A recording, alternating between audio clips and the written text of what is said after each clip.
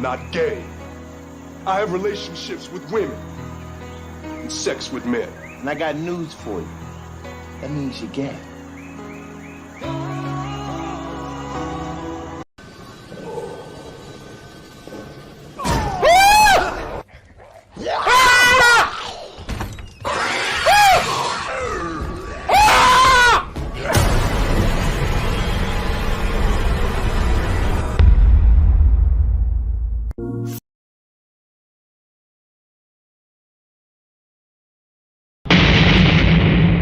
Has she gone or is she here? Kathleen Kennedy's employment status is queer.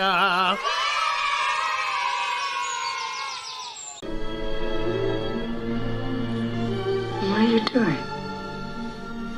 Adjusting your breasts. You fainted and they shifted a lot of whack. There. Thank you. You're welcome. Do not come. Do not come. I'm gonna come.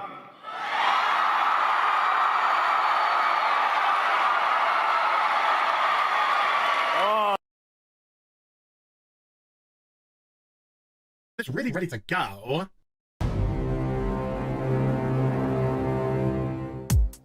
Okay, sizzling! Okay, sizzling! Okay, sizzling! Take me by the hand, take me by the hand, okay, take me by the hand, take me by the hand, okay,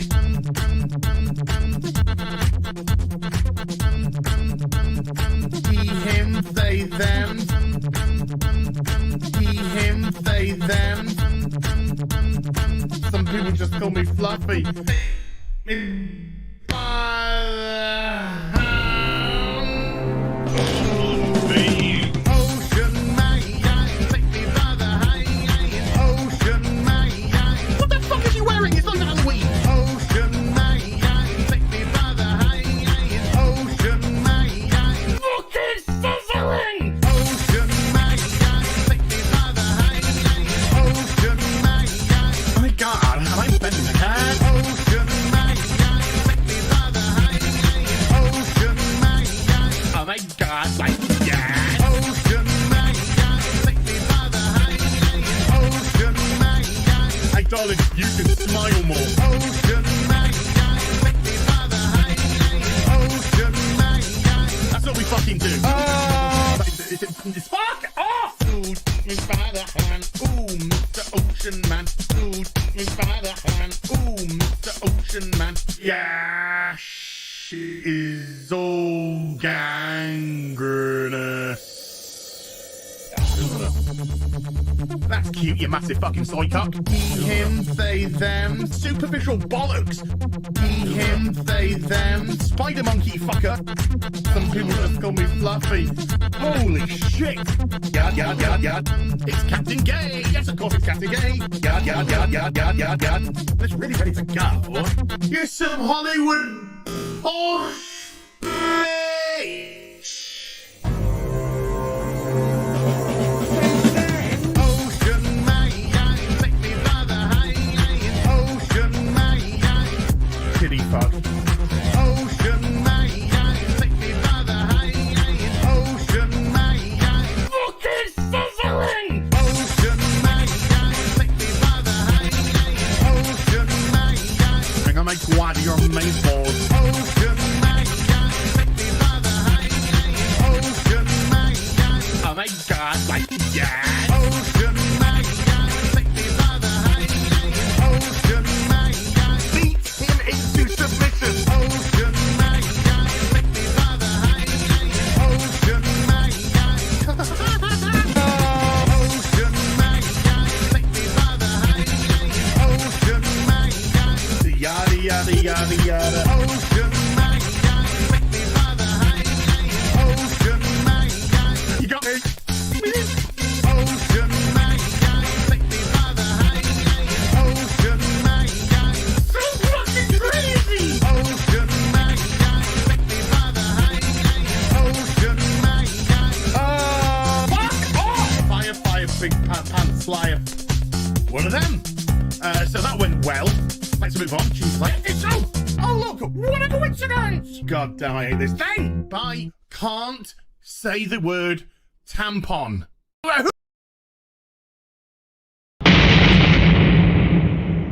There is nothing I love more. Taking my headphones off, fuck that. Bethesda, there is nothing I love more than to fire up a brand new RPG, lose myself. Sorry, did you want to get immersed in our world? Yeah, well, guess what? Fucking pronouns! I love nothing more than to be dragged out at every fucking conceivable opportunity so you can fucking current day us. Current fucking day! Fuck off! We can't see past our own fucking reflection! That's the level of our narcissism here at Bethesda Twat Waffle! That's all you fucking are! Twat Waffle! Fuck off! Fucking gender ambiguity! Fucking current day Californian shit! Cause that's all we fucking know! Cause we're boring! We're so fucking boring! You're boring! You're fucking dull! You have nothing to say! Fuck your immersion! Guess what? Fucking pronouns! You take everything we love and you just can't help! Shovel your dog shit! Fucking crap! Ideology into everything! Every single surgery fucking thing!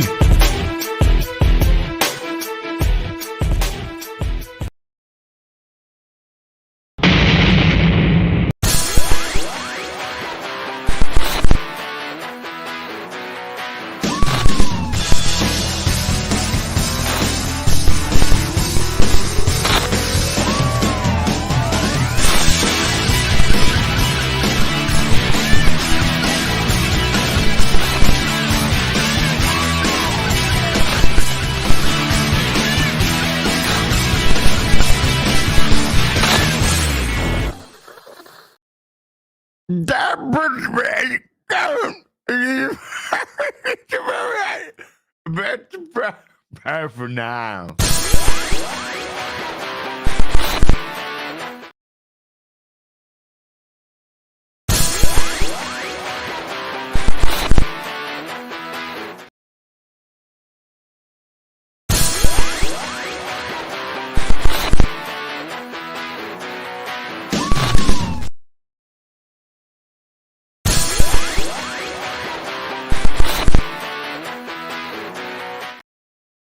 Everybody, welcome to Afternoon Tea with us. I'm your host, as always.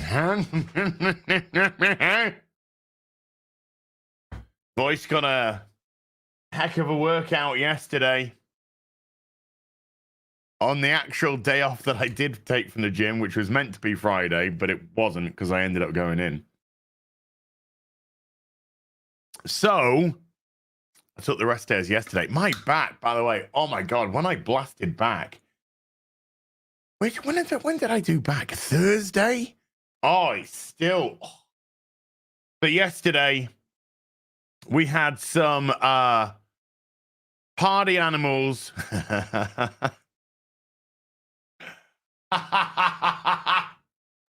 We had a party animal stream, and it will be up the second... This is the second one we've done now. It will be up on the gaming channel probably tomorrow. Tomorrow. But that was great fun. And yes, does involve a lot of shouting. Does involve a lot of shouty, which is very antithetical to my own personality. Because I'm a very quiet, reserved kind of a guy. Very timid in my opinions. Very shy. Fucking powder! Okay, let's go. How you doing, everybody? It's not a super chat square up this week because the real BBC was on Gary's channel, and we should be in and out 2 hours today. Which would give me an hour to go out, get something to eat. And be back in time for Sunday Fun Day, 6 p.m. UK time. this week we'll be playing the Demonologist as part of our Spooky October games. It's like, allegedly, this is the way it's been sold to me. I haven't played it, I haven't looked at it yet. I've downloaded it, duh. But it's meant to be like Phasmophobia, but you also have to exorcise the demon. Turn that light on. So that's the way it's been sold to me. I know I am very reserved. I am very shy.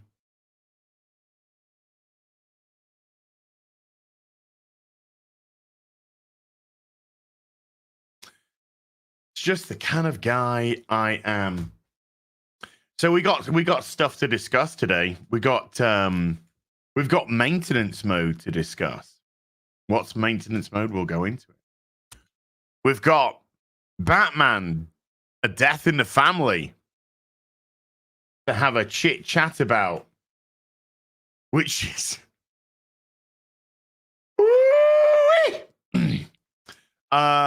in today's climate, this just got real weird.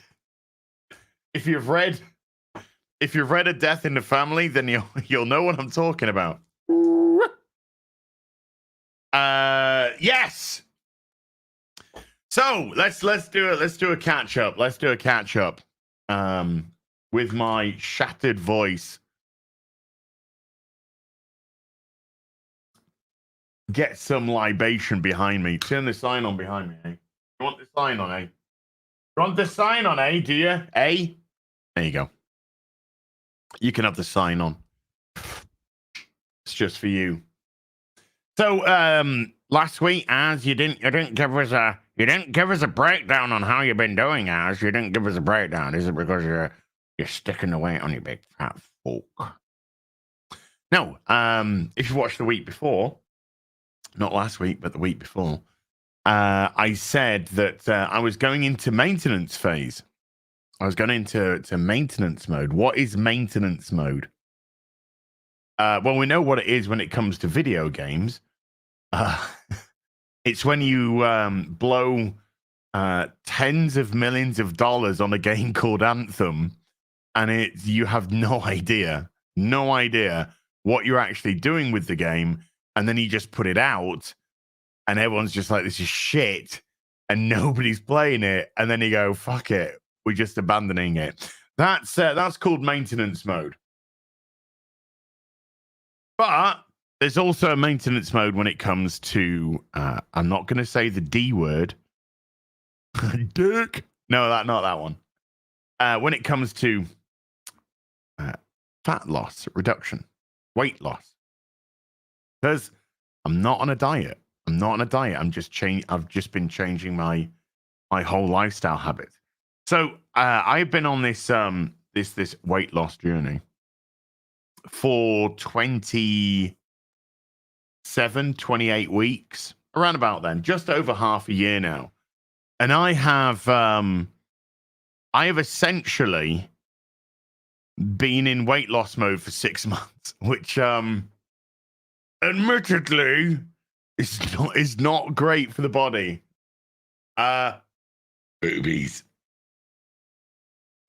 Because it's a 2-year journey, 28 years, for 28 years, months, weeks, not months, even weeks. 28 years. I've been doing it. I had a steak for brekkie. I had a ribeye steak for breakfast. Yes, sir. Yes, I did. Jim Aparo. Yeah, Jim Aparo is the artist for A Death in the Family. Jim Aparo, one of my favorite artists of all time, by the way. You want my babies? Gary, I think that's biologically impossible. Unless you're a far left ideologue. In which case, you probably just sprout a fucking baby out your penis or something. It could happen. Why are such a beggar? Oh my God. Got no ovaries. Got no womb. Oh my God. Don't you trust the science? Don't you trust the science? Oh my God, Rebecca. Yeah. Oh my. I hope there's an afterlife. I really do.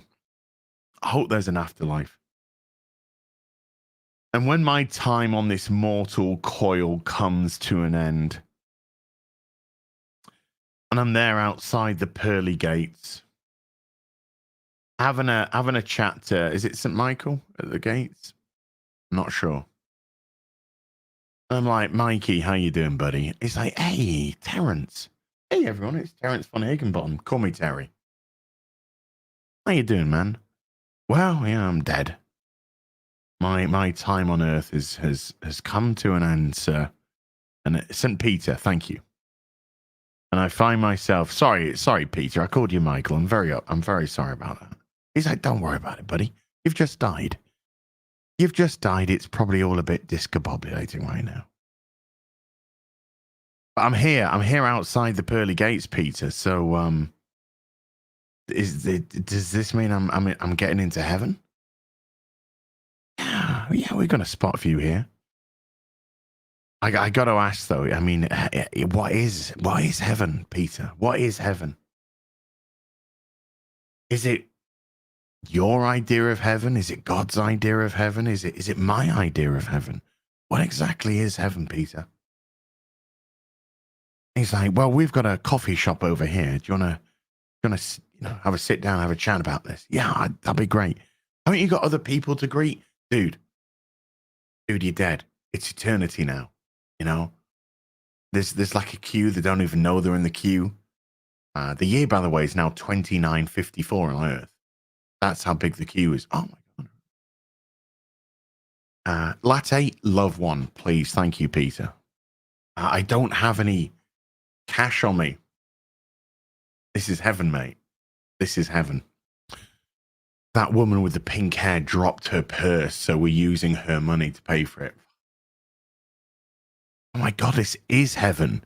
Yeah. So what is heaven, Peter? Tell me, please. Well, Terry, heaven is whatever you want it to be. Really? Ah, yeah. So, I can do anything. I can have anything. Well, technically, but it's heaven. You can't let your own desires, because that's not right, get in the way. Okay, no, I understand. I understand that. So, am I married to Tifa? Of course you are. Oh. Is she at home?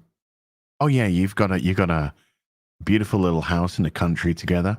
Okay, yeah. She's wearing the outfit from Final Fantasy VII Remake. Oh, fuck! I want to cosplay that in the bedroom. Okay, yeah. And yours for eternity. Together. She requested you. Of course, she fucking did. You know who I fucking am, Peter. Oi, easy with the swearing. This is heaven. Sorry. Of course, it's heaven. I don't need to use profanity to compensate for my lack of vocabulary. That's right. Very appreciate it. So, I've got a very important question to ask you, Peter. Yeah? Do you want sugar in that latte? Oh, no, I'm watching my weight.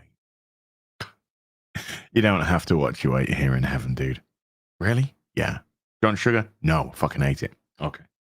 Easy on the swearing. Sorry, Peter. Sorry. So I got to ask, if this is heaven, if this is heaven for everybody, surely there's contradictions there. My heaven, like there are some weirdos who don't want to spend the rest of their life with Tifa, for example. Well, you see, Terry, because it's heaven, Tifa's yours. She's no one else's. That's it. You two are together forever. So your idea of heaven overrides theirs. However, their idea of heaven overrides yours because it's seen from your perspective of heaven. Okay. I get it. I understand. I get that.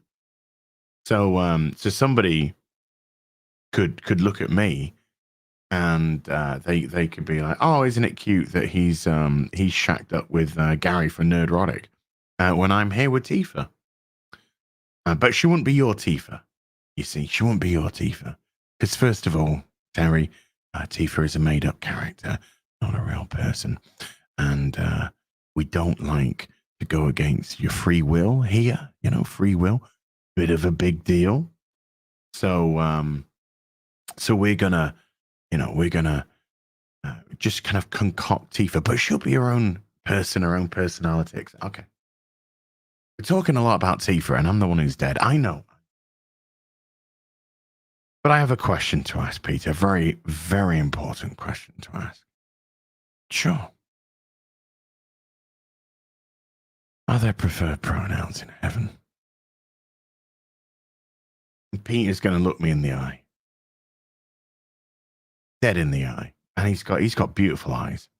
He really has. You can tell it's heaven. He looks after himself, you know. He's going to look me in the eye. He's going to go, fuck off, mate.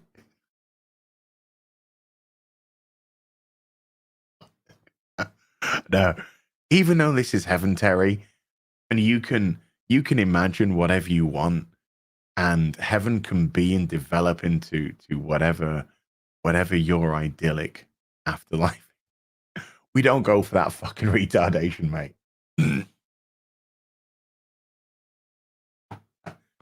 Peter, shake my hand, mate. Shake my hand. So, Peter, I appreciate this. By the way, this latte is the nicest latte I've ever had in my life. It's heaven, Terry. It's heaven. Everything is going to be the nicest. Hey, can you remember Mask of the Phantasm? I remember the name. I know the name, but for some reason I can't remember the film at all. You see, this is heaven, right? So all the favorite films, every time you watch it, it's the first.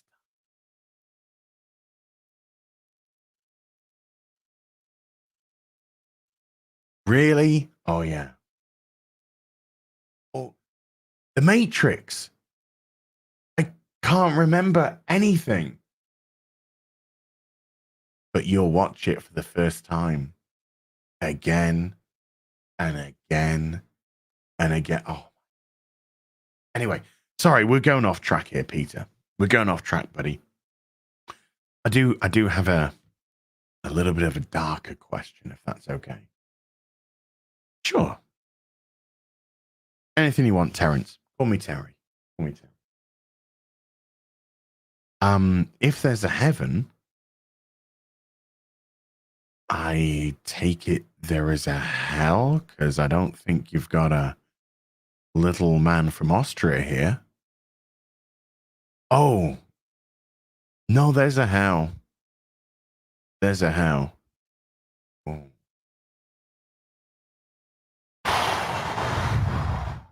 Peter, dare I ask, what is hell like? I gotta be honest with you, he'll probably have a tinge of sadness in his eye. He'll probably have maybe just break that eye contact as well. Just turn away for a second, you know. Compose himself. And he'll look at me and go, Terence von Higginbottom. And I'll say, St. Peter. Hell is like Portland, fuck Seattle, and California came in for a threesome.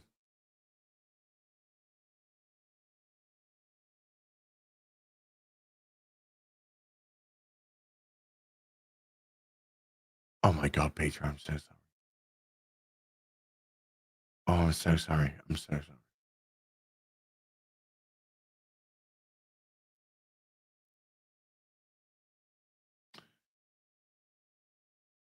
Is there a lake of fire? Wow.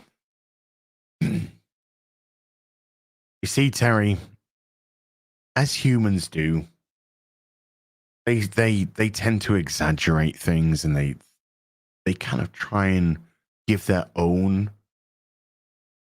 project their own sort of idea of hell. Okay. So there's no lake of fire. Oh, there's a lake, all right. Oh, there's a lake. Okay. Is it a flame for eternity? No, not quite.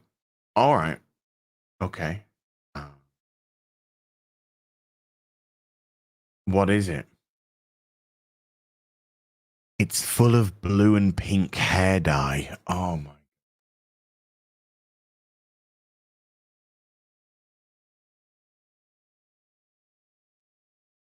Are you shitting me? Oh, sorry. I mean, sorry, Peter. Excuse my French. Really? There's literally lakes of pink hair dye and waterfalls of blue hair dye.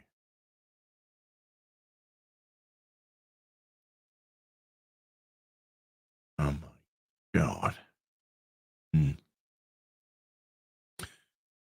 Before I go, Peter, and by the way, this was delicious.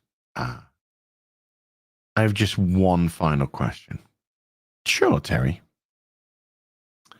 Before I can see the pathway leading to my house, so I know where to go after this.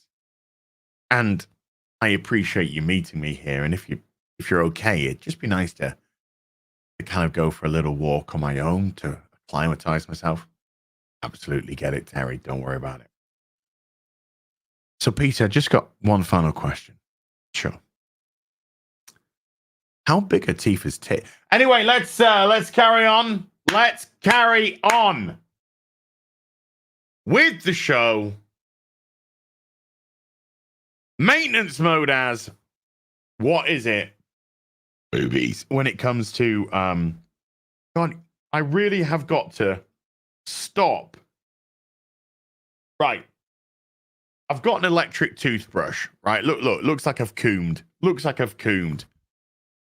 I've got an electric toothbrush, and I still haven't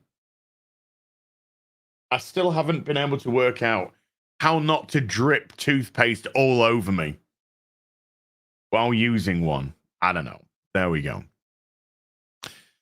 So maintenance mode when it comes to fat loss, weight loss, whatever you want to call it, is you really should be. I really should be doing stints in about 8 to 12 weeks of pushing for that calorie deficit, fat burning, weight loss, yada yada yada. And then after about 12 weeks or so, I should be going into maintenance mode, which I haven't done for 6 months, which I have done now for the last 2 weeks. And what that is, just briefly, I did go through this a couple of weeks ago, but just briefly, is when you introduce more calories back into your body again than you're currently taking in. And the reason for that is when you're on such a calorie deficit, like I've been, like I'm a man, because there's only 2 genders, male and female. I'm a man, and my calorie take for a day should be somewhere in the region of 2,400 to 2,600, around about there. If you, of course, have a regular active, not mental, but a regular active lifestyle. However, I've been operating off approximately 1,500 to 2,000 calories a day for nearly 6 weeks or so. Nearly 6 weeks. 6 months. So maintenance mode is where you introduce more calories into your body, because, as I have discovered, when you're working off that sort of calorie deficit and you're hitting the gym, and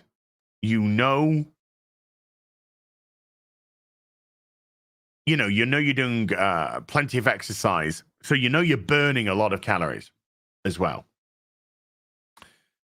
You go out there and you're tired. I go to the gym, I put a session in the gym, and then I'm tired.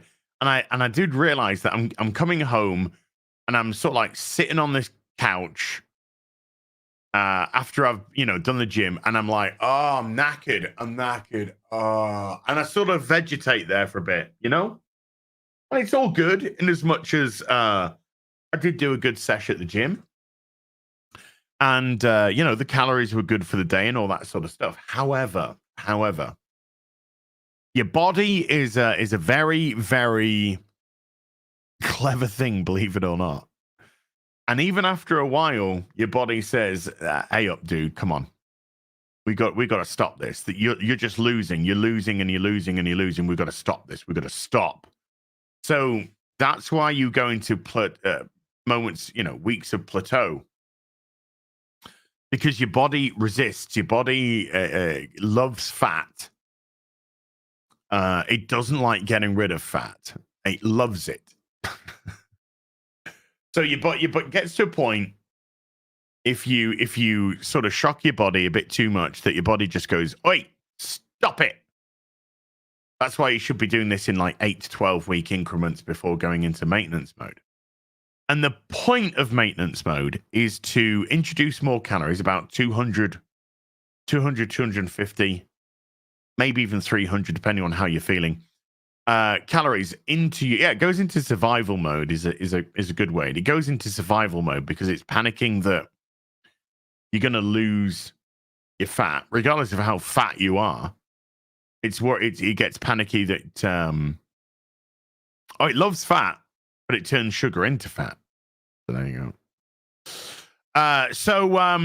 So the point is to introduce extra calories, and the reason for the extra calories though is because that you're tricking your body, because your body sees the extra calories and it's like, okay, you've introduced more calories. Excellent. That's what we like. However, the trick is to use those extra calories to be just regularly more active around the house and stuff, So instead of just sitting on the couch doing nothing, you're getting up, you're doing some housework, you're lugging some stuff around. You're just physically moving around more. Just the little bits of moving around that you take for granted every day that probably burn 200 to 400 calories just simply by motion and movement. And so your body sees the introduction of the extra calories. Your body's like, aha, thank you. But you're being more active, so you're still burning those calories. And the point of maintenance mode is to trick the body. That is a massive fly that's just landed on my light. Number one, it's nearly the end of October. What the fuck are you doing? Huh? You should be dyed it off. Number two, where have you come from? Where have you...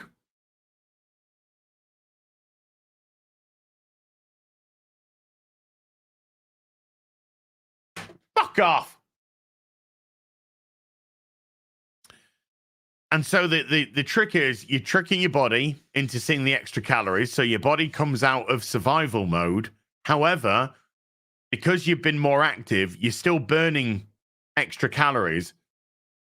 And the plan, if everything goes according to plan, is when you come out of maintenance mode 2 weeks later, you're roughly the same weight. You're either the same weight or just a fraction higher, maybe just a few pounds higher, but not much.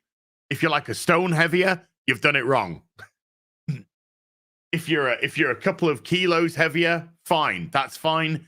Your body's coming out of survival mode, so you can go back into fat burning, weight loss, etc. And your body will be like, da da da da da da da, and then 8 to 10 weeks later, you'll be like, da da da. What are you doing?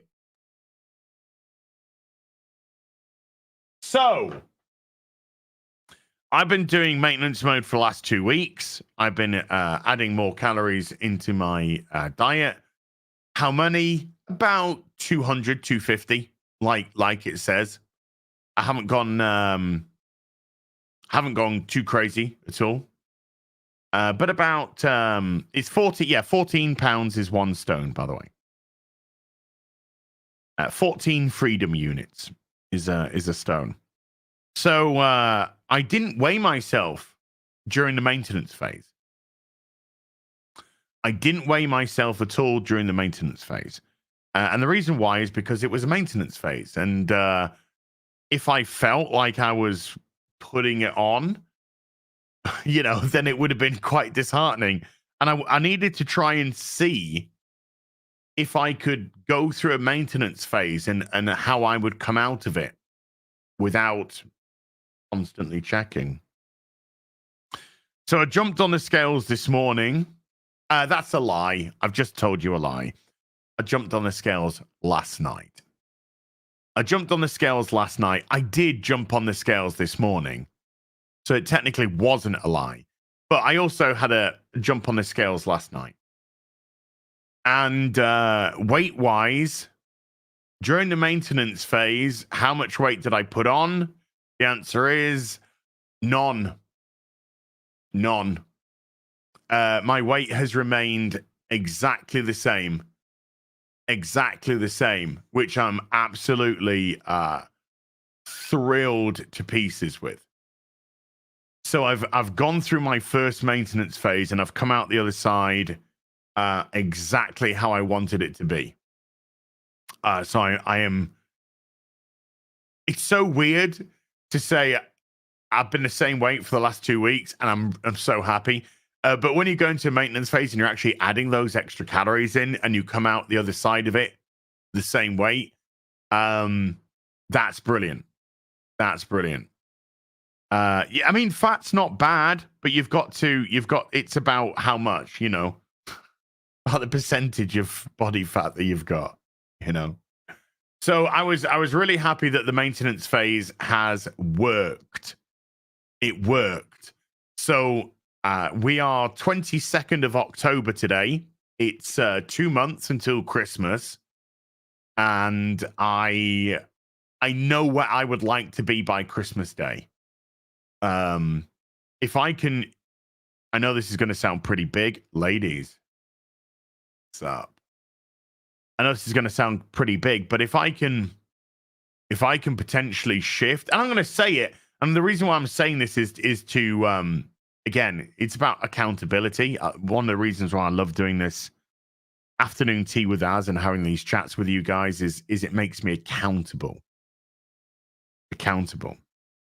Oh, hold on, Red Talon. I'll go into something that you've just said. Then I'll go into something that you've just said there. By the way, in a moment, I would like to be another 1.5 to 2 stone down by Christmas, which means I would like to lose about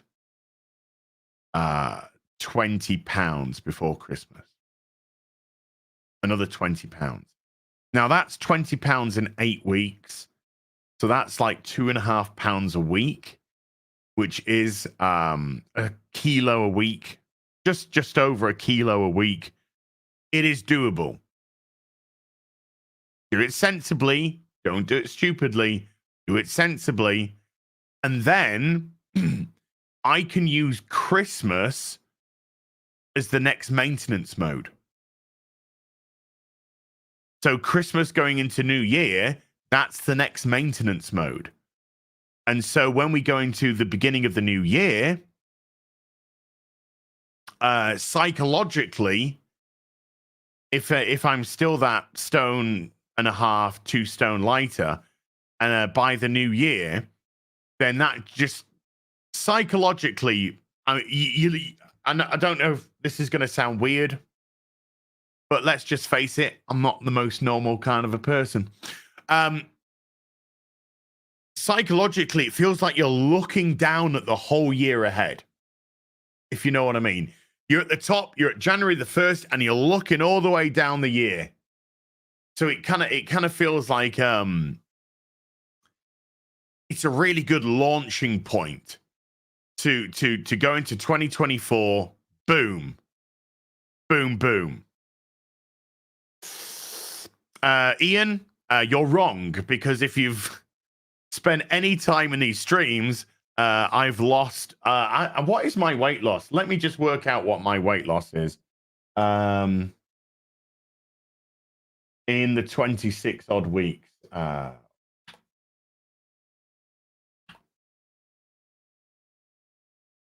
Okay.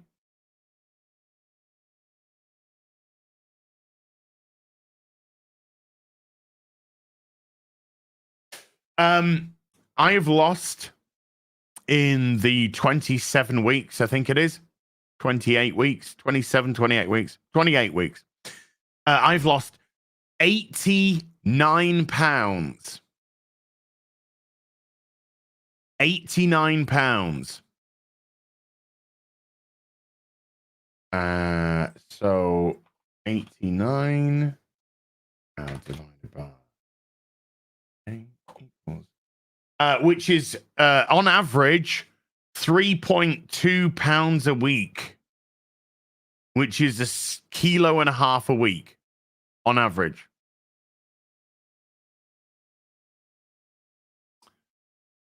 So Ian,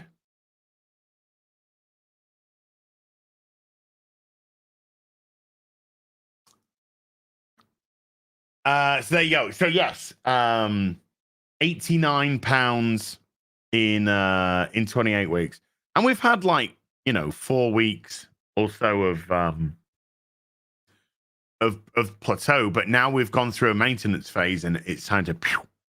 So it just psychologically, it's just going to be really good to look down at the whole of 2024 and say to yourself, "Let's go, let's go." This time last year, where was I? This time last year, I was, essentially 100 pounds heavier.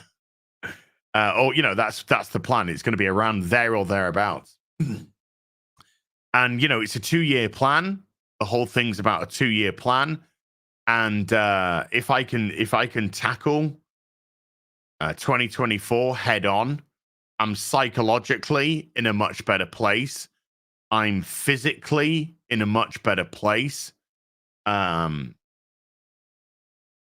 want of a better word, but it is the right word, emotionally in a better place. The house is pretty much sorted, few things that I need to do. But that's pretty much there or that. So all the sort of resisting aspects are dealt with. Mentally it's been dealt with. Physically, it's a work in progress, obviously. But the things, the food wise, we're on top of the food.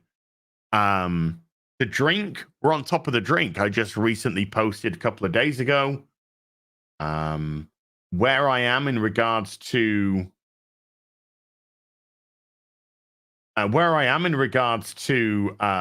know this, know that.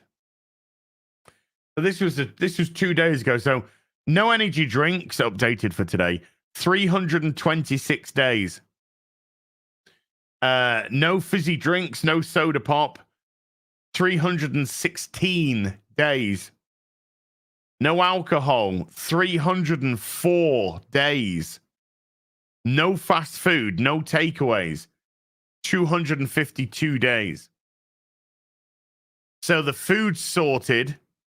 The drink is sorted. The stuff that I know that I can't, that I have a problem with. I have a problem with energy drink, or I had work in progress. I have a problem with energy drinks, soda pop, fast food.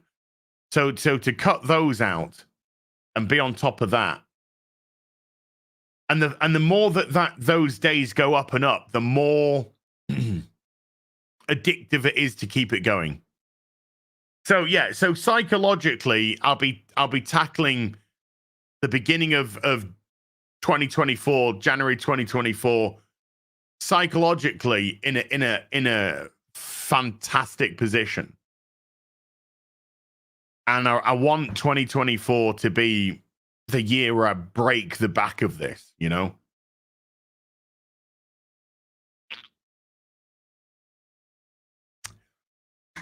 Where I break the back of it.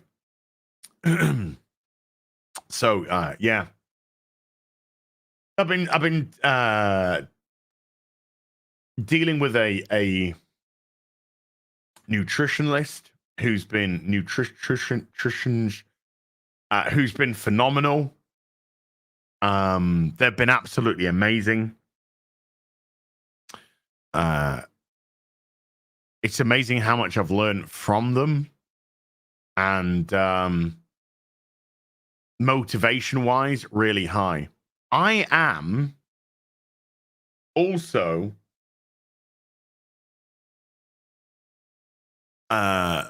toying with the idea of a personal trainer for 2024.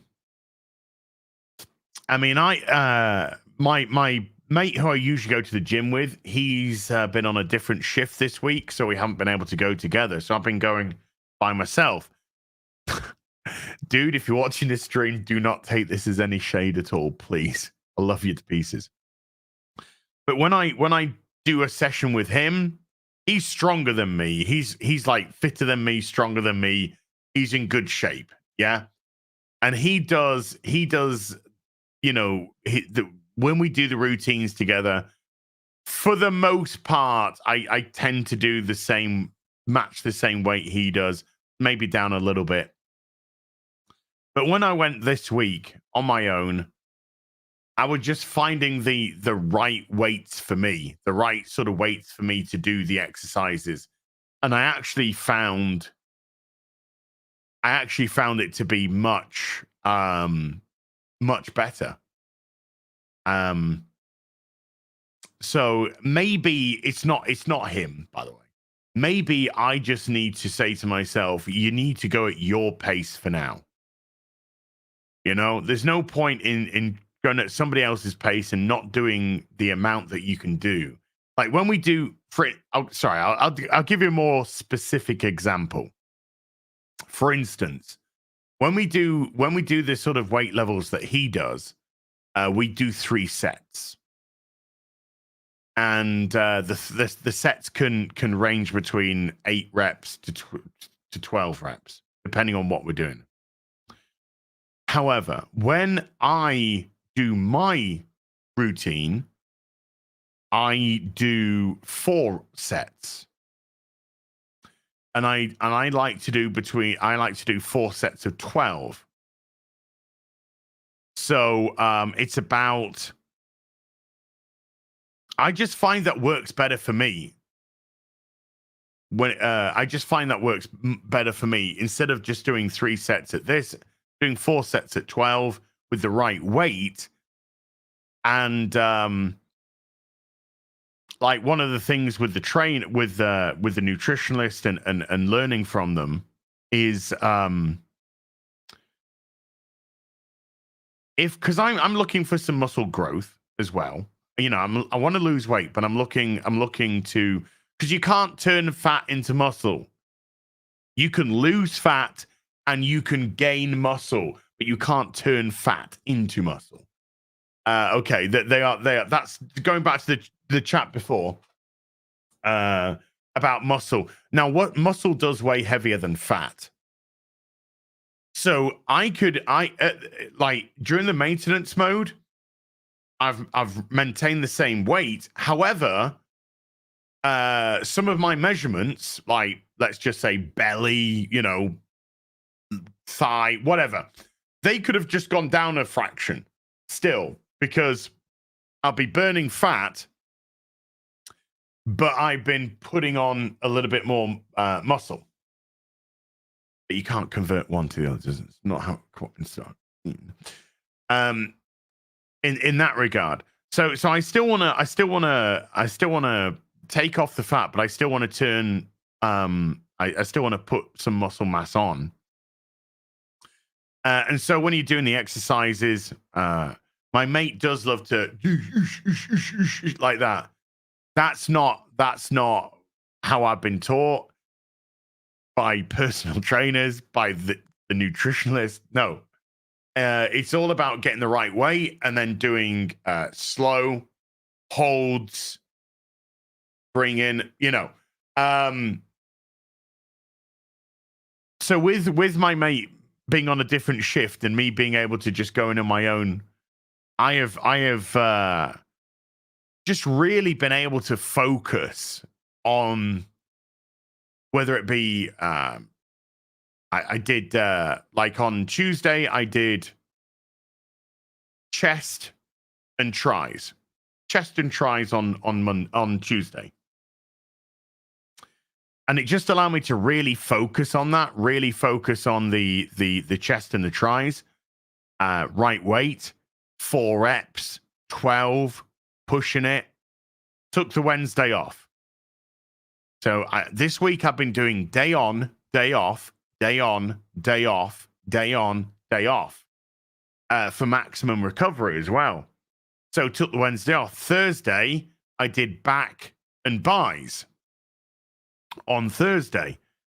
And let's just say with changing the weight down from what I would do with my mate, changing it down, but adding more reps, 4 sets of 12 instead of 3 sets of 8 to 10, allowed me more control.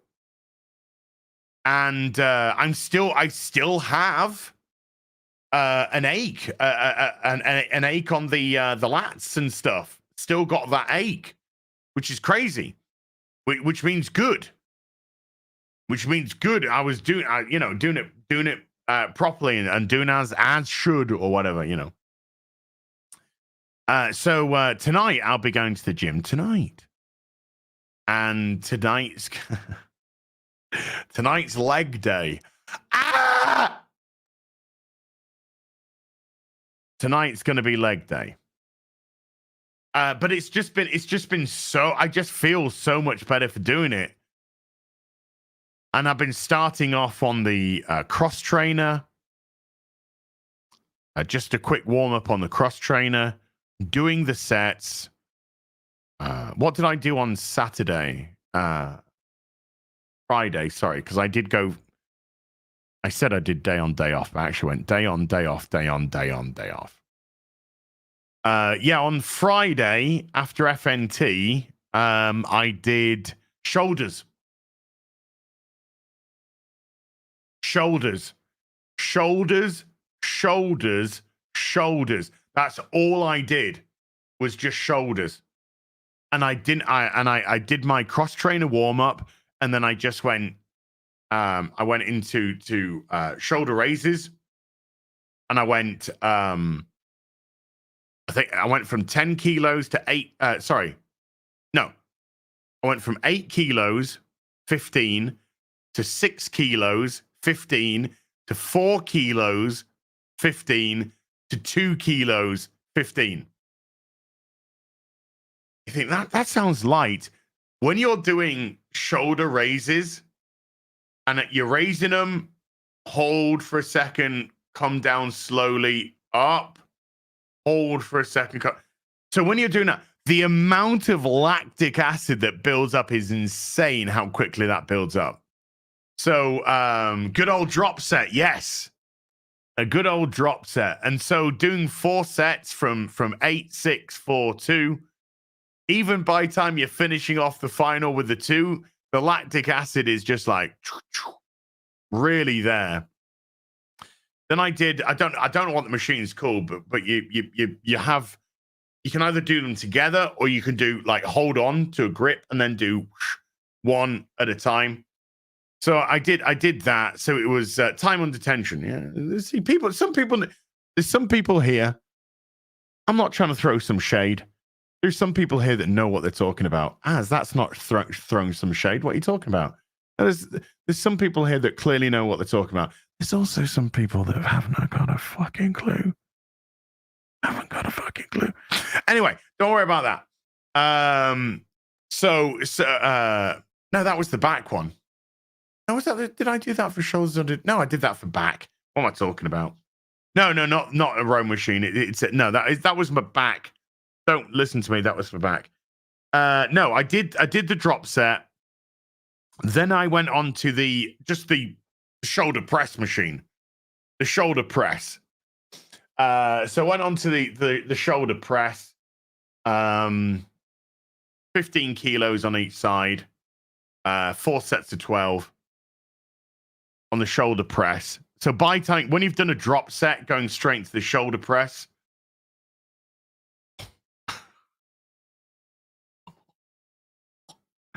Then I went from the shoulder press into the flies, which does the whole of the arm and also the top of the back, by the way. But I'm doing the flies, reverse flies, whatever you want to call it, like that.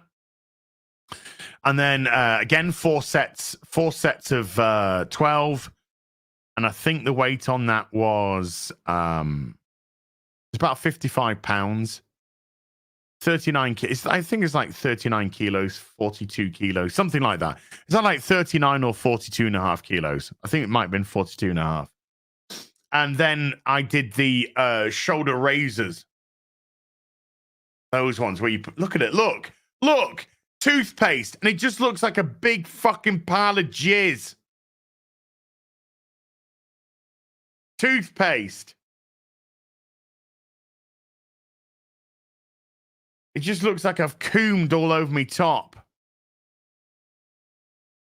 Have I got any wipes? I got any dude wipes, you know.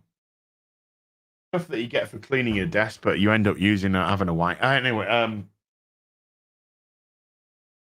no, okay. So then I did the shoulder raisers. Again, I think it was 42 and a half kilos. 4 sets of 12 on those. Brush your teeth before you dress. Rand, I think I'm going to have to start doing that. But it's electric. It's like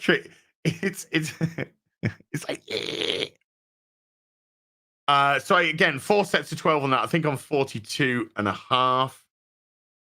And then oh, by the way, for some reason, I don't know why, but after I did one of the shoulder press sets, I got up just for a quick little let the lactic acid deplete. And for some reason, I just did some tricep pull downs for a little bit on like a nothing weight, on like a really light weight. Just ended up just doing some tricep pull downs for some reason. Why? Don't know. And then after I did the shoulder raisers, then I did some cardio. Just finished off with some treadmill. So so Friday night was just shoulder. And I swear to God, right, I have never in my life, because I've concentrated, because I just concentrated shoulders. I have never in my life felt a pump like that on my shoulders before. I couldn't believe it. I was just like, shoulders can get pumped? Shoulders can get pumped, man. I was just like, God, so it just becomes addictive. You know, I've got a long way to, but you know, I talk about all this. I got a long way to go. It's a 2-year plan for a reason. We're 25% of the way in. It's a 2-year plan for a reason. I've got a long way to do, a long way to go. I've got a multitude of sins to get rid of. Okay. But it's you know, I don't look good. I'm not happy with the way I look in the slightest at all, and all that sort of stuff. I look disgusting, but it's a work in progress. But it is, even with that said, it is addictive, you know, because I have started to see some results. I can physically feel results. My back no longer hurts. My knee no longer hurts, which is allowing me to do more of that. So even though, you know, I'm still a disgusting Jabba the Hutt fucking piece of shit, seeing little changes and feeling little changes is motivating and addictive at the same time. Like, I love Sundays because I do afternoon tea with Az on a Sunday, and I do Sunday Fun Day with the crew, and I love the crew. Sundays is actually legitimately one of my funnest days of the week. And all I can think of today is, I can't wait to hit the gym after Sunday Fun Day. I can't wait to hit the gym. It's like, it really is. That's how it feels. I'm just like, okay, it's legs. It's going to hurt. But it's gonna, it's gonna be. I'm looking forward to doing it. I'm just looking forward to doing it. No, I'm not. I'm not trying to put myself down. Look, like I said, I can see some changes in me. I can feel some changes in me, and I am happy with that. I'm just. It's a 2-year plan for a reason, and we're only 25% of the way there. There's still 75% to go. That's why I'm really hoping that I do get a good, at least a stone off before Christmas. But like I said, a 1.5 to 2 stone would be phenomenal. But at least a stone off before Christmas. If I can do that, and I can keep that off until the new year, and then look down the barrel at 2024 in the position that I will be in,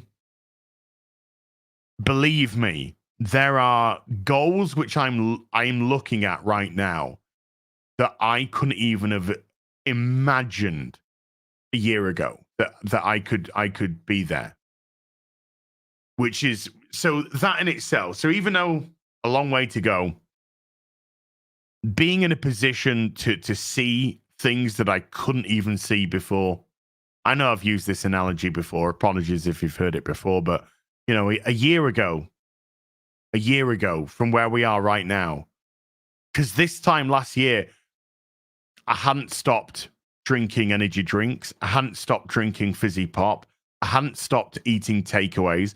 I hadn't stopped drinking alcohol. A year ago today, I was doing all of that. And if you said to me, this time next year, you're going to be 88 pounds down, 89 pounds down, I'll be like, you're f***ing crazy. So it can happen. It can happen big time.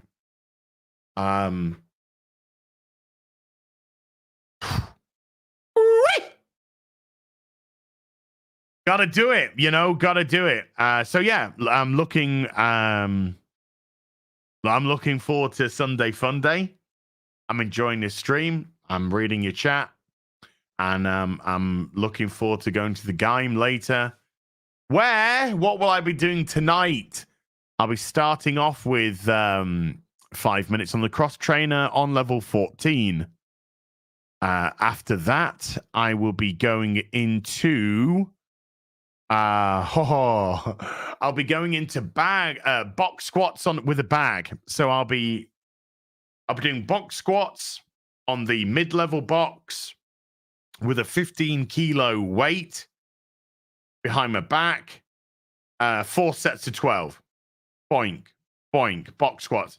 As soon as your bum hits the box, up you go, drive. I'll be starting off with 15 kilo box squats. Then I'll be going into leg press. I normally have at least 150 kilos on the leg press. I can press over 200 kilos, no problem. But I'm trying to do 4 sets of 12. So I'll probably put somewhere in the region of 150 to 175 kilos on the leg press. From the leg press, I'll go into the leg raises. When I finish a set of the leg raises, I immediately go into the hamstring curls. Come out the hamstring curls, you go back into the leg raises. 4 sets on each, 4 sets of 12 on each. After that, I will be going into the calf raises. I'll be going into the calf raises, and then I'll be finishing with 20 minutes on the treadmill. Yeah, there you go. Let's just go through a few supers. Ooh, Willow Will with a £50 on PayPal. There's a saw the real BBC, and that which shall not be spoken of was brought up twice. Yes, the one-to-one Tifa sex doll. Good man, I knew you wanted it. Also, 50 more pounds for the fund that does not exist with funds that aren't real. Give Belle some good ear scratches for me, and take care and have fun, Will. Will, thank you so much indeed, dude. Yeah, Belle's been sleeping on the bed with me the last few days. She actually woke me up this morning when I was exhausted, because I hadn't slept well last night. Exhausted, and she woke me up, sat right next to my head, just purring away. So I gave her some love and then passed back out again. God bless her. She's an absolute darling. She's the light of my life. She's the apple of my eye, and all that sort of thing. Nice. Somebody's watching me from their office by the looks of it. Excellent. Cole Hauser. Little retweety poo. Right, let's get into what some of you, ladies and gentlemen, have been doing here. I've got an itchy nipple. Just saying.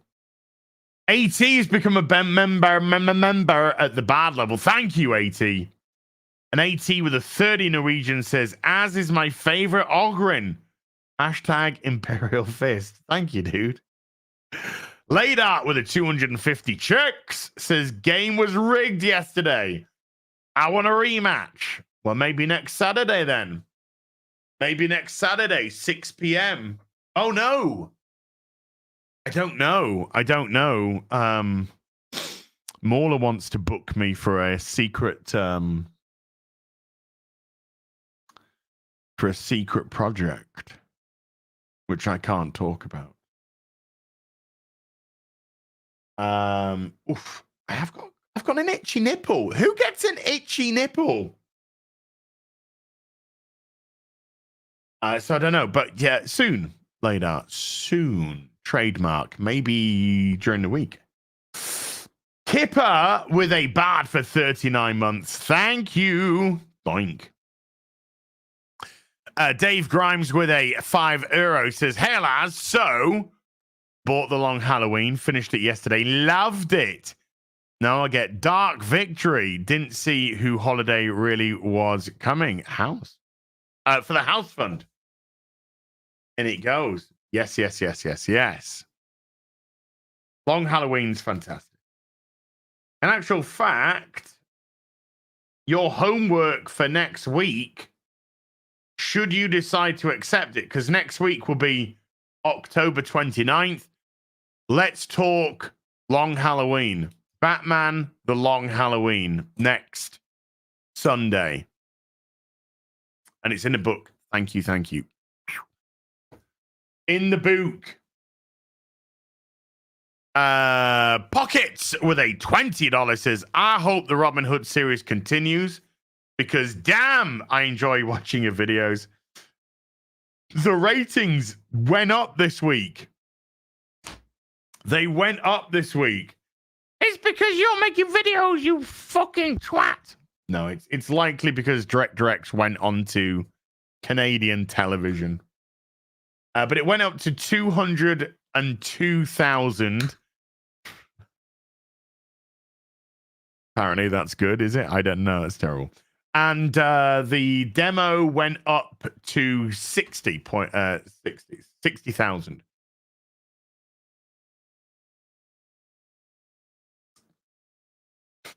I get more. I've already got over 60,000 on the video that I did on the latest review.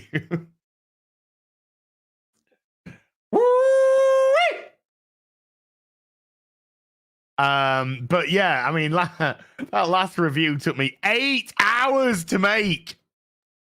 I have to start earlier if it's going to take me 8 hours. I have to start earlier so I can get it out at a reasonable time. But I appreciate everybody who's been watching the videos. You've been watching the hell out of those Robin in the Hood videos. So I appreciate you so much indeed. Thank you. What we got? War Wizard with a $2. So Heaven is a modern day comic book. No, Heaven is me fucking smashing Tifa's back doors in. That's Heaven. Spooky Toaster with a £2 says, keep up the training. You're looking good. Proud of you. Thank you, Spooky Toaster. Appreciate you. And Spooky Toaster with another £2 says, welcome to Yorkshire ASMR with us. I'm going to sneeze. I don't think anyone heard that.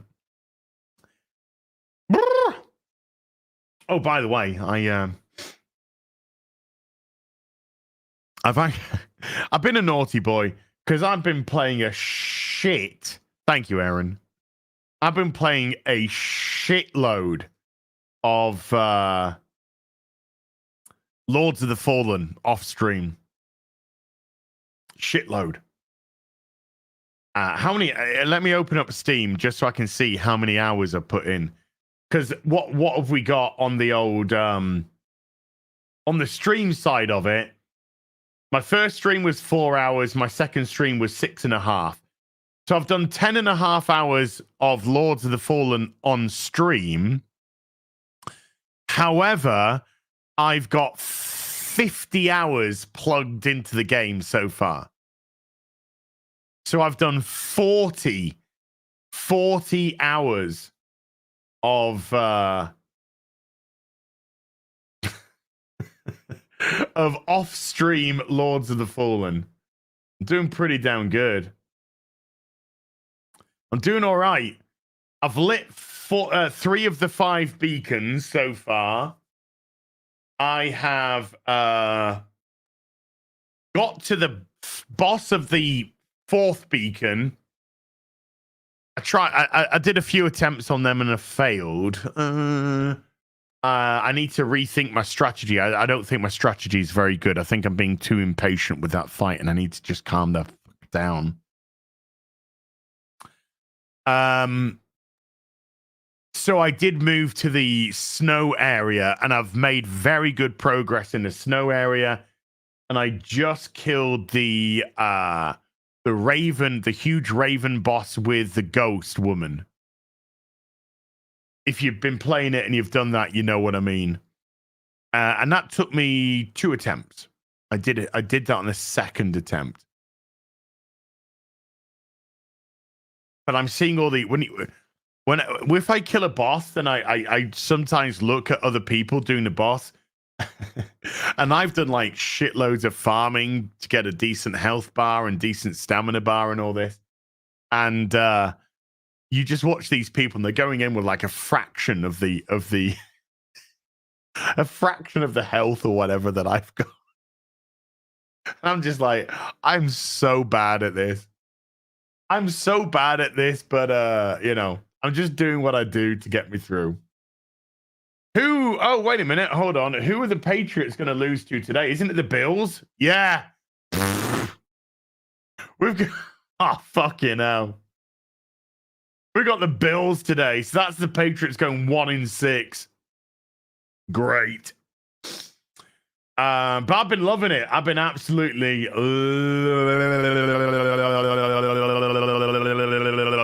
loving it. Excellent. They do put gifted subs on StreamYard now. Harbinger with a £20 says quiet time radio with ours. Hope your voice recovers, brother. Seen any Salty Richards on Twitter? Don't need to answer. You seen who Ripper is going to be chatting with? Anyways, as per usual, bust out the little black book. Who's Ripper going to be talking to? Who's Ripper going to be talking to? I don't know. There's always salty dicks on Twitter, regardless of whatever you say. All you need is an opinion. Douche, and it goes, dude. Oh, why did I put £15? It's 20. Boom. 20. There you go.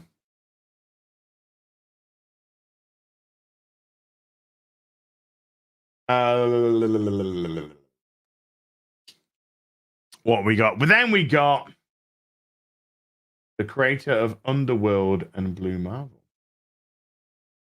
Okay. Sandy Q gifted 5 memberships to the stream. Thank you, Sandy. Thank you, sweetheart. Love you to pieces. Cole Hauser has been a bard for 13 months. Cole Hauser, I think I just retweeted you. I just retweeted your tweet. You took the picture of that's who was in their office, you know. That looks a bit. Shylunch with a 5 Bagnon says, for the Hoos Fund, if I'm not mistaken, there is a religion out there that believes that one of the many rings of hell includes a lake of burning shit. I thought that was called San Francisco. Heyo! And boom, in it goes. YouTube's going to give us some shekels this week, so I'll be updating the Mortgage Fund this week. I think Wednesday. I think Wednesday YouTube will be giving us some shekels. Thank you, YouTube. D Breezy with a $10 says for the demonetization. It'll happen, probably. Thank you, D Breezy. Rufio or Rufio 6789 with a £5 says, what happened to Hot Toys? And where do I find your gaming streams? I want to see that Kong game. The gaming channel, HVB Gaming. If you go to the channels tab on this channel, it'll have the links to Hot Toys and also to the gaming channel as well. Please go subscribe. Hot Toys, I knocked Hot Toys on the head because there's a big toy that I want to get. It's called a house. And doing Hot Toys, I always felt pressured to get something new, to show something new off, etc. And I also have a storage full of toys. So I'm trying to reduce. I'm trying to reduce all that down. It's fun to do Hot Toys at the same time. It's not the right thing for me to do. It's not the right thing for me to do with the goals that I have. With the goals that I have, it's not the right thing for me to do. So knocking it on the head. I'll do a special every now and again where we just talk about certain, toy related things, but yeah, I gotta keep my eye on the prize, I gotta keep my eye on the prize. And as much as I love the house is a priority, and Hot Toys is a distraction for that. Money which would go on toys is going into the house, the big toy. So it's somewhere to put the toys. This never happened to the other fella with a $20. As last year, Doomcock reported that Toby Stevens was originally RTD's first choice to play the Doctor. You're probably not going to enjoy what I'm going to say after this. Even filming the regeneration scene, if this was the case, how do you think the Doctor would have been presented? Cheers. Look, I know there's people who like Doomcock.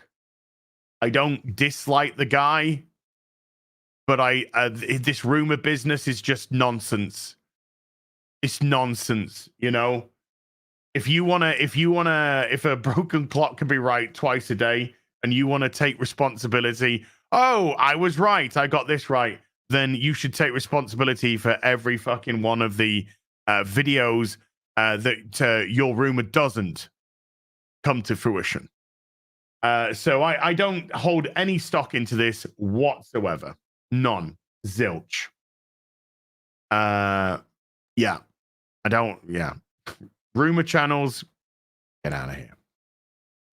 Rufio 6789 with a £2 says alcohol is my massive weight issue. Well, only you can deal with that, dude.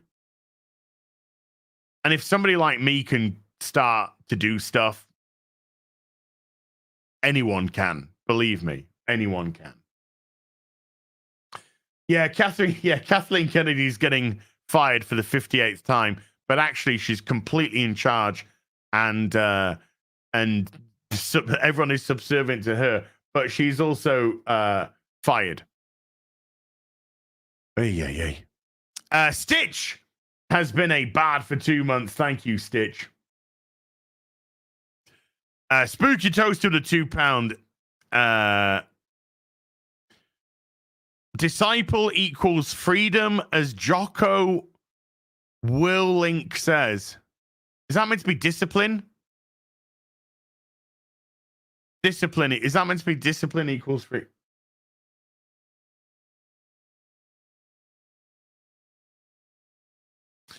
Curtis D of Montana with a $2 says, as did you see the Director X interview last night? No interest. I've no interest in Director X, other than he's just a race baiting piece of shit. He's full of fucking bullshit. Yeah, the guy's a clown. He's a clown. He just wants publicity. That's all he wants. I'm doing my videos for me, for my personal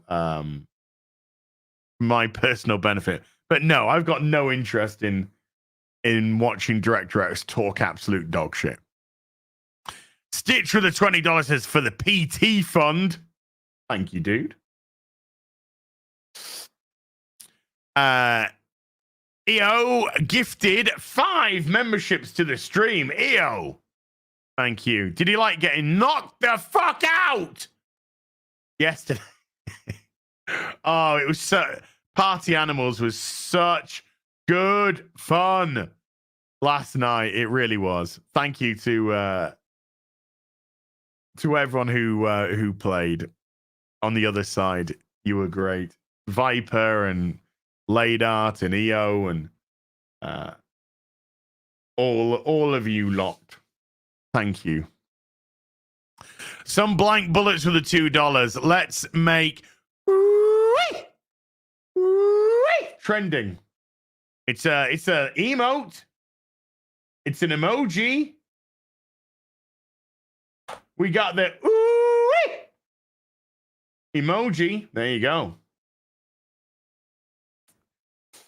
As was brutal in part. Goddamn right. It's the only way I know how to be brutal. Pirate Queen with a $10 says, split for fun and mum's knitting fund. Okay. You have been an inspiration, finishing my morning walk, and I'm down 20 pounds in 5 months. Excellent. That's just over 1.5 stones.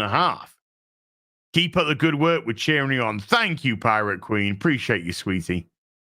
Luke Stone with a $5. Long time lurker. First time super chatter. It doesn't say. It says that you might have super chatted before. Every Sunday morning, I listen to this stream while I walk. Currently down over 80 pounds since April the 28th. In it together, dude. That's, there or thereabouts when I started. So well done. Well done. Well done. That is awesome. You keep going, man. Angela Richter with a $10 says, glad to see you, as I've been so busy and missed you so much. Keep up the hard work. Thank you, Angela. I'll see you at the party, Richter. EO has been a sorcerer for 8 months. Yes, as we want a rematch. We'll take you down eventually. Maybe eventually. Maybe when it's time for the silverback to go. but that day is no time soon. Michael Storm with a 5 Bagnon says, just here to warn people against playing Spider-Man 2. While the gameplay is good, the story is clearly written by Greta Thunberg. I've seen some unbelievable bits of soy from Spider-Man 2. I ain't going to touch that with a fucking barge pole. Iram Amin with a $20,000 Indian dollars. Unfortunately, as why Terry McGinnis works but Miles doesn't. Terry McGinnis isn't a race swap for a start. Anyway, he's not yes, technically a derivative version of Batman, but Terry McGinnis is a completely different time frame. Terry didn't replace or forced to replace a current day Bruce Wayne for ideological reasons. Terry McGinnis is the Batman, the person who becomes Batman after Bruce Wayne's an old man, you know? The relationship between Bruce and Alfred turns into the relationship between Terry and Bruce. So Bruce is an old man. You know, he's in his 70s, pushing 80s in Batman Beyond. You know, he's had to retire. You know, he can't be Batman at that age. But he's not pushed to one side as a character. It's how do we play with Bruce Wayne now that he's 75 years old? Can't be Batman, broken down, but has all that knowledge in his head that he can impart to Terry. It's not an ideological thing. Batman Beyond wasn't an ideological thing. It was literally saying, what if we do Batman on the same timeline as the Batman Adventures, but we set it 40 years in the future where Bruce can't be Batman anymore. And you know, so it comes from a good place. The other stuff, it's ideologically driven and it's not coming from a good place. So there you go. Eddie Brock with a €2 Will you stream the Metal Gear collection? Don't know. Don't know. We'll think about it. I'll think about it. Andy Masterson's been a bard for 25 months. Thank you, Andy. And Morgoth has become a member at the bard level, which catches us up there. So, because we have time doing time shit, let's get into a little conversation about this.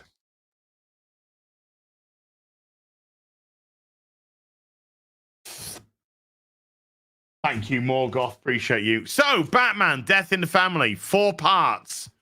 Jim Starlin writing it. Jim Aparo drawing it. Love Jim Aparo. Jim Aparo passed away in 2005, I think it was.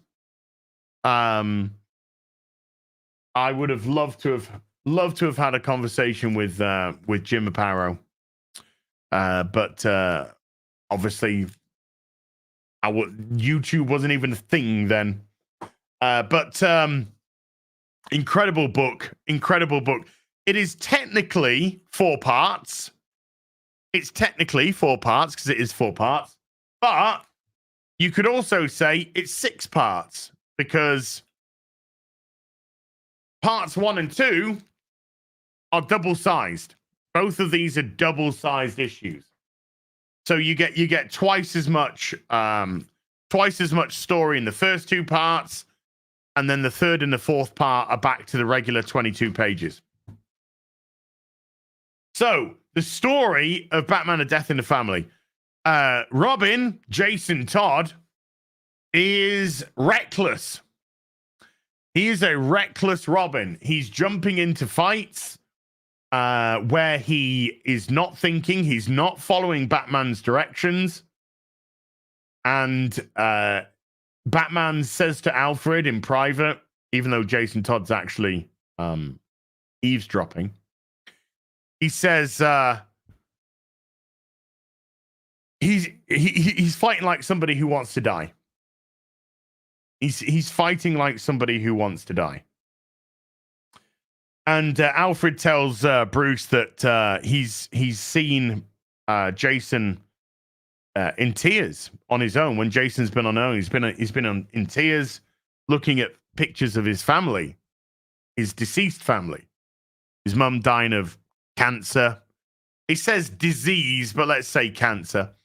And his dad was killed by Two-Face. And Bruce questions whether or not he pushed Jason into Robin way too early, which he did, because Jason Todd is Batman's biggest failure. And I could do a whole stream on Jason Todd as a character. Leading, particularly the pre-year one stuff, which was really interesting. But it gave you a really good idea of Jason. So yeah, Bruce is questioning whether or not he's pushed Jason into becoming Robin too early. He's not emotionally ready for it. He hasn't managed to come to terms with the death of his parents. And as Bruce obviously has, he's his parents were killed when he was 10 years old. And Bruce has had, by this time, 15, 20 years. Well, no, sorry. Yeah, 15, 20 years to deal with that. And of course, he's channeling it into becoming the Batman. So he takes Jason off active duty as Robin until he can sort himself out. So Jason goes wandering the streets in his old neighborhood. One of the somebody who lives there says that no, Prime. Mask of the Phantasm actually dealt with it well. Bruce is driven by the death of his parents. Don't confuse that with him being what's the best word to use? What's the best word to use here? Don't take it that's what his driving motivation is every single day. Batman's motivation isn't the death of his parents per se. It's because of the death of his parents. Batman's motivation is that he never wants anyone to go through what he went through. He never wants anyone to go through the pain that he went through with losing his parents. Mask of the Phantasm did it well, because when Bruce, and I know Mask of the Phantasm isn't part of the continuity, but it dealt with it very well indeed, where Bruce has developed a relationship with Andrea Beaumont, and he wants to spend his life with Andrea. And so he's conflicted because, of course, he's driven. He's driven by the death of his parents. That's his motivating factor to be Batman. However, he also has the sort of threads of having a normal life, and he's talking to his parents' gravestone, and he says to them, he says, it doesn't hurt so much anymore. Now, obviously, he's not saying, oh, I don't miss you anymore, I'm over it. But as time goes on, regardless of who's passed, whether it be your grandparents, your parents, as time goes on, of course you look back and you're sad that they're no longer there. But time heals all wounds. The more time goes on, the more healing you do. So, of course, I miss my grandparents. I miss my grandparents terribly. I would love nothing more than to hear my grandma's voice or my granddad's voice again. They passed away 20 years ago. Passed away 20 years ago. And the pain that I felt when they died was awful. I was in shattered, I was broken. Loved them to pieces. 20 years later, I miss them to pieces. Do I feel that raw sadness. No, that's gone. Time has dealt with that. And Andrea is actually there when Bruce is doing this, and she says, well, Bruce is saying to him, I can stop being Batman. I can hire more I can use my money, hire more policemen. And then Andrea says, maybe your parents sent me. Maybe your parents sent me to heal you, So there's a wonderful moment. By the way, I just got my Mask of the Phantasm 4K yesterday. Yes. So yeah, Batman initial motivation for fighting crime is the death of his parents, but his overall motivation is never to let somebody go through what he went through. That's why he won't even kill criminals. That's why he doesn't kill criminals as well. So yeah, just thought I'd get a little bit straight. Anyway. So Jason meets somebody from his old neighborhood, and she's actually got a box of his old shit, which has just been in a cupboard. It's got water damage and all this sort of stuff. And she gives it to Jason. Jason takes it home, opens it up, finds a birth certificate. Finds his birth certificate, and his birth certificate's it's water damaged and whatnot. But it's got the name of his father, but the name of his mother isn't who he thought it was. And so he finds an address book in there as well. And the first initial that he can make out is S, I think it is. And so in his dad's little black book, ladies, there are 3 women with S as their first name.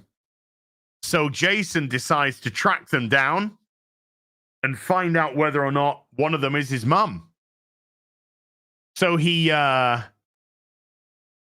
the meantime, the Joker has escaped from Arkham Asylum and has managed to acquire, well, he's already acquired. He's been sitting on it for a while, but he's saying, look, I'm kind of spending more time in Arkham than I am out.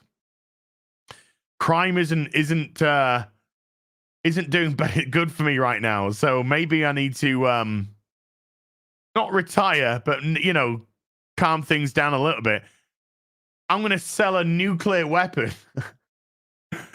Well, it's not a nuclear weapon. It's got traces of nuclear, but nuclear device, shall we say? But it's a cruise missile. I'm gonna sell this to the Middle East, to Iran. Iran. I was reading this. I was like, oh God, I totally forgot that it was Iran. Oh my God, the Ayatollah Khomeini said, okay. So he goes off to the Middle East to sell this missile to the terrorists in Iran. And Jason goes to the Middle East because that's, believe it or not, where all 3 of these women, beginning with S, is. So the first one he comes across is an Iranian agent. And Batman flies over after he discovers that the missile has been stolen and is going to be sold by the Joker. He flies to the Middle East where he realizes Jason is there as well. So he teams back up with Jason. And no, the Joker's skin is actually white. It's when he fell into the vat of chemicals in Axe Chemicals, it bleached his skin white. So he doesn't. The versions where he wears makeup are other versions, but they're not. The OG Joker has got bleach white skin. So they foil the first plan by the help of the Iranian woman, and she's not Jason's mother. Hold on. 2 seconds. I meant to do something earlier. Okay. Yeah. Okay. The second woman is Shiva, aka Lady Shiva. And so they track Lady Shiva down. well, she sort of tracks them down. She knows that they're on the trail. She tracks Jason and Bruce down. And she takes Jason out. She knocks him out. No, Axis Chemicals is from the film. It's Axe Chemicals in the comics. Axis Chemical was from the 89 Burton film, but it's Axe Chemicals, not Axis Chemicals. Why he changed it, don't know. Did it have something to do with the copyright? I don't know. So not Lady Shaver, Lady Shiva. So she takes out Jason, starts fighting Batman. Batman and Jason, when he comes around, manage to subdue Shiva. She won't answer the questions, so Batman drugs her with some sodium pentanol, and she admits that she's not Jason's mum. Now, looking back now, it's quite funny.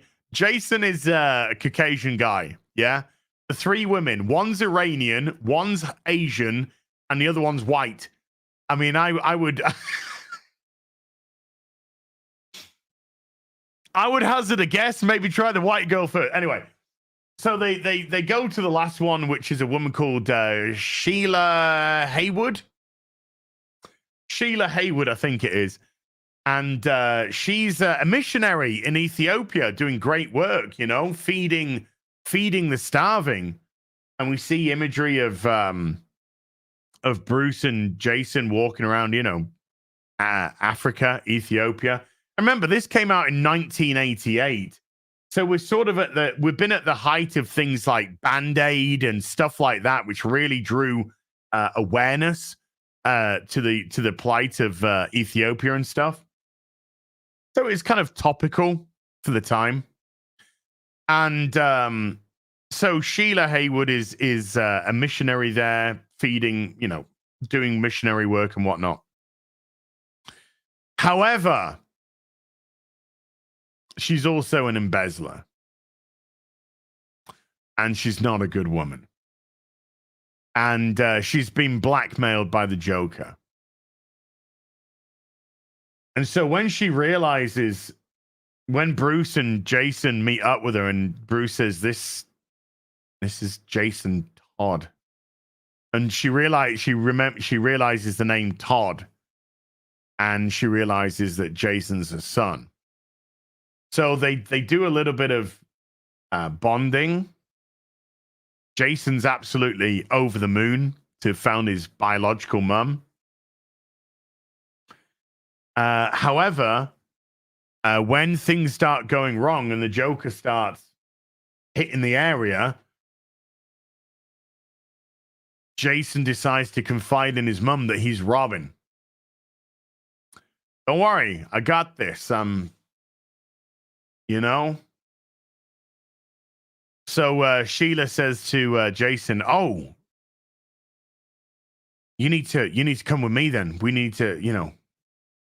And she leads Jason into a trap where the Joker's just waiting, and Jason is mercilessly beaten with a crowbar. Not just a crowbar, but it's also the Joker's henchmen that beat the shit out of Jason first, and then the Joker just goes ham with the crowbar. And Jason's left for dead. So Sheila thinks that she's curried good favor with the Joker, but the Joker's just like, nah. I'm going to blow up the warehouse, and I'm going to tie you to a pole, and see you later, love. So Jason's dead at the minute. Feared dead. Sheila's been tied to a post. She can't get loose. There's a bomb ticking away, and Batman is not in the area. And then Jason comes around, and she's just like, "I thought you were dead." And even though she betrayed him, even though he's barely alive, he unties his mum to get her out. And then she realizes the kind of person that he really is, which is a hero. So she's just like, I can't leave you here to die. So she picks up Jason, and they get to the front door as the time is ticking and ticking and ticking and ticking and down, and 10 and 9, and they get to the door, and the door is locked. The Joker locked the door on the way out. And so the whole warehouse goes.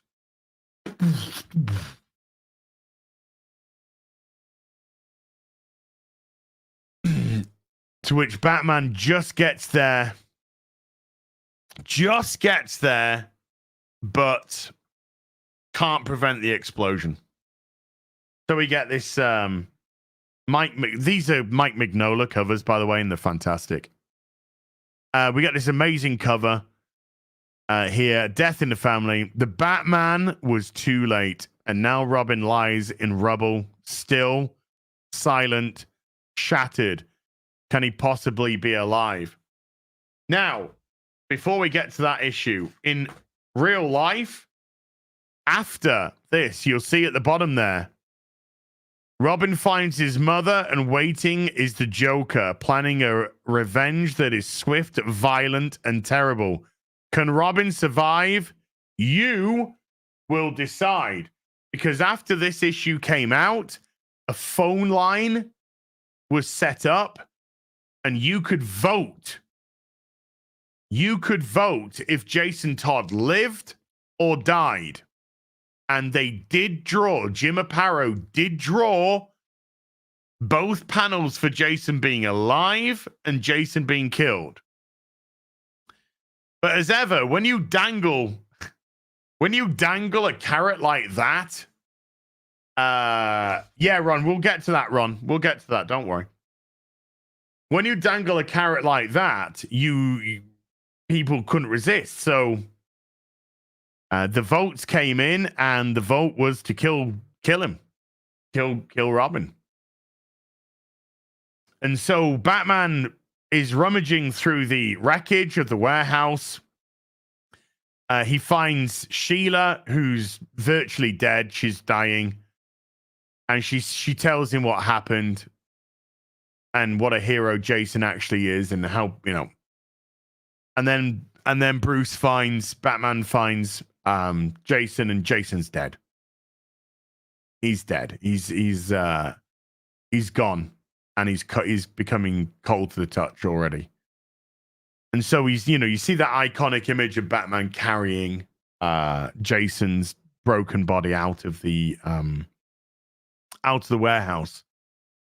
His funeral is small because there's only a handful of people.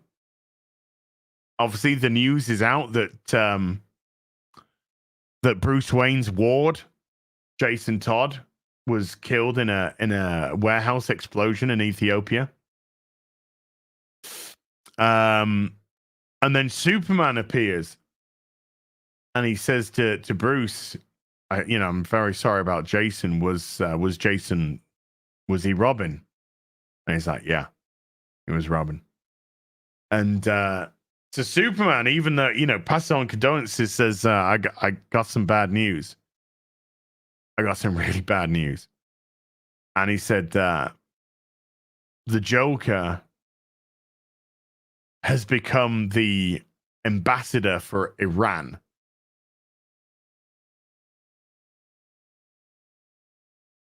He's become the ambassador for Iran, and he now holds diplomatic immunity, which means he cannot be prosecuted for the death of Robin if he did it. Because Sheila on her deathbed told Batman that it was the Joker that did this.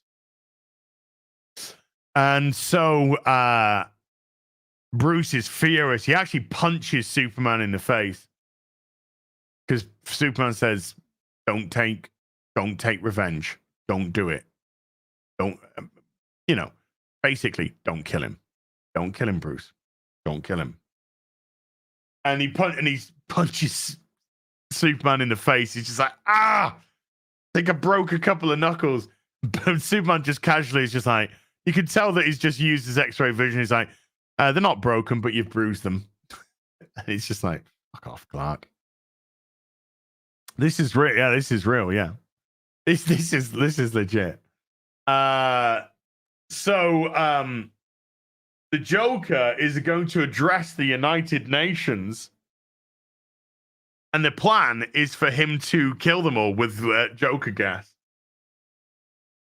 So he starts to address the United Nations, starts saying some really weird stuff, and then he just pulls back his robes because he's wearing like all the robes, and he's got the Joker gas, and he starts spreading the Joker gas. However, the security guard who's on the stage is actually Superman, and not a regular security guard, because Superman is not just trying to apprehend the Joker, but he's worried that Bruce is going to kill the Joker. Because Bruce is just like, fuck this guy. He's going down. He's going down. I've given him plenty of chances. I keep saving him. I keep, arresting him, locking him up. Fuck this guy. Fuck this guy now. I'm fucking killing him. So Superman's really there to stop Bruce from doing that. And so Superman sucks up all the Joker gas. And so the Joker then starts fucking activating bombs which he's planted around the room, blowing up diplomats. Then he just gets his gun out, starts shooting fucking willy-nilly. Bruce has used the gas to change into Batman is tackling the Joker. They get onto a helicopter together. They're still fighting. One of the Joker's henchmen fucking just mows everything with his fucking submachine gun, hits the Joker, hits Batman. Joker, he gets taken out himself. The helicopter kills the pilot, so the helicopter's crashing. Batman looks at the Joker and he's just like, kind of Ra's al Ghul's at the end of Batman Begins. He's just kind of like, see you later. And then Batman jumps out with his gun wounds. And then the helicopter crashes and explodes. And Superman's like, here, I'll help you. And he's like, fuck off. Check for the body. Check for a body. And then so Superman goes off to check. But it ends with Batman in the water. And he's just like, I won't find a body. It's like, this is how things with the Joker always are. Unresolved. It's a brilliant story. It's a really, really good story indeed. Jason Todd remained dead for 17 years, which in comics time is a several lifetimes. 17 years. He returned in Under the Red Hood in 2005 as Red Hood, But in comic book terms, that's almost a lifetime for a character to stay dead. And then after that, we got into Many Deaths of the Batman. We got into Lonely Place of Dying, which was the first appearance of Tim Drake. And then we had the great Tim Drake run, and now he's sucking dick because DC's a piece of shit. Right. The Tech Crisis with a $5 says, you're an inspiration. So just know if you trip, we will help you back up. Then mock you relentlessly because that's the kind of assholes we are. Well, I've got to trip first. And then Fictitious Dave Savage with a £2 says, tagged you in an image I've edited, posted on X. I think I don't think we're gonna get there. But I appreciate the sentiment. Give that a little retweet. Right, folks. That is where we're going to end it for today. Because I got Sunday Fun Day in an hour, and I've got to go out for a walk to stretch my legs, get some calories in me, and then be back for Sunday Fun Day at 6 p.m. So I'm going to be back in just over an hour from now. Thank you so much indeed, everybody who came to watch this afternoon. Mods, thank you so much for giving up your free time. I appreciate you greatly. Everybody who super chatted, membered, remembered, gifted memberships, thank you for supporting the channel. I'll be back 6 p.m. UK time, Sunday Fun Day, the Demonologist. Until then, you take care. Bye, Baloo Boo.